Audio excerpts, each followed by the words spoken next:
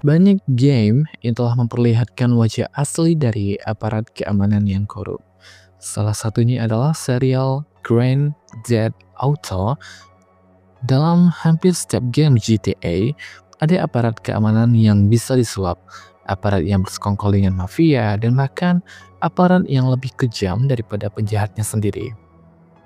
Di GTA San Andreas misalnya, kita melihat karakter Frank Timpani, seorang polisi yang menggunakan jabatannya untuk menekankan orang-orang demi keuntungan pribadi. Money.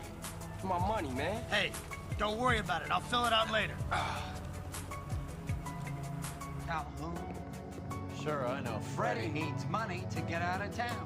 Di LA Noire, kita melihat bagaimana sistem keamanan yang seharusnya menyelidiki kasus kejahatan malah terlibat dalam skandal. Mulai dari bukti yang dimanipulasi, integrasi penuh kebohongan, hingga kepentingan politik yang mengorbankan kebenaran.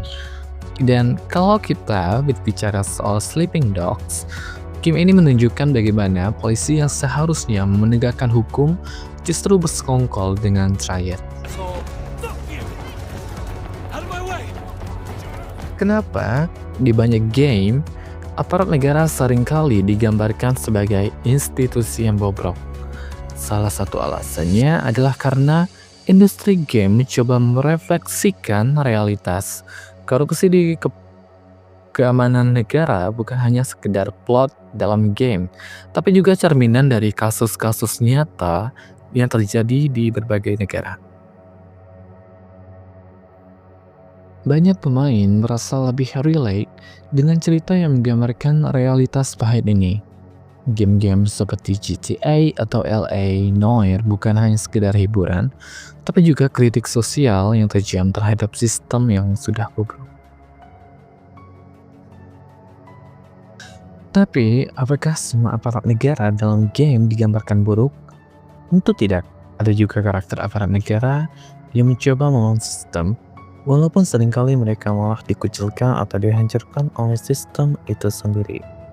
Contohnya adalah Carl Phelps dari LA Noire, seorang detektif yang berusaha mencari kebenaran meskipun harus melawan koleganya sendiri. Atau Isen dari Sleeping Dogs, seorang aparat negara yang menyamar dalam triad atau menjatuhkan organisasi kriminal dari dalam, meskipun harus menghadapi dilema moral yang berat. But Jackie knows that. You ever think maybe they were just trying to look like 18K? Look, we've had a few skirmishes with them lately. Sayangnya, dalam game maupun di dunia nyata, melawan sistem yang korup tidaklah mudah.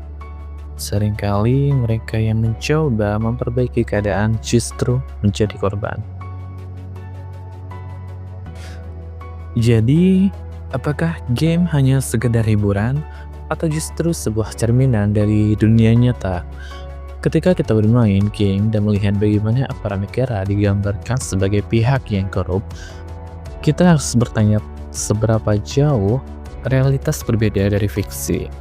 Dan yang lebih penting lagi, apa yang bisa kita lakukan untuk memastikan bahwa keadilan benar-benar tegak di dunia nyata.